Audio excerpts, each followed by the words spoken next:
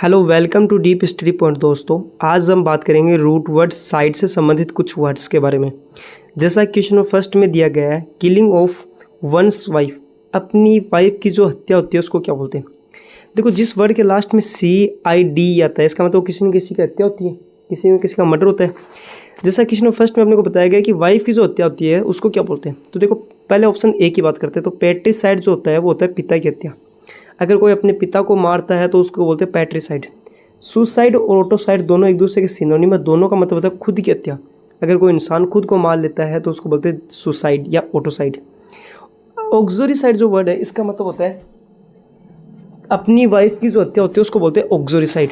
तो option number B is the right answer. Okay, question number second के ऊपर बात करते हैं। क्वेश्चन नंबर सेकंड में दिया गया है किलिंग ऑफ वंस ब्रदर, अपने भाई की जो हत्या होती है उसको क्या बोलते हैं। देखो, पैट्रिसाइड तो पिता की हत्या होती है, सुसाइड खुद की हत्या होती है।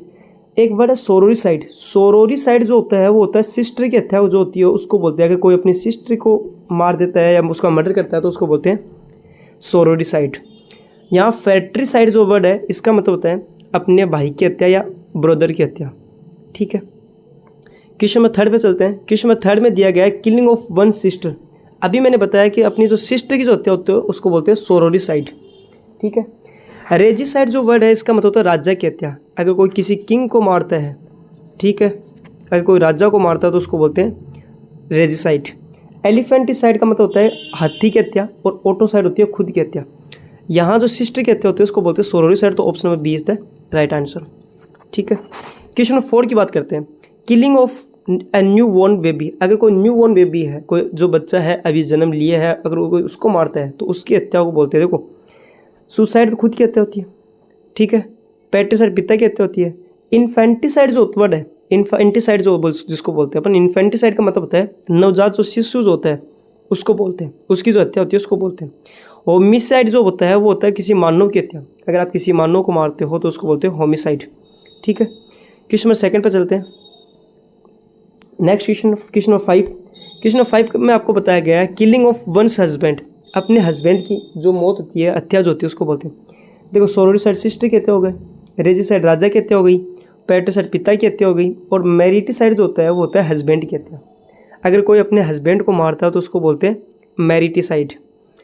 क्वेश्चन नंबर 6 में बताया गया है कि kill by the putting the pressure on the throat.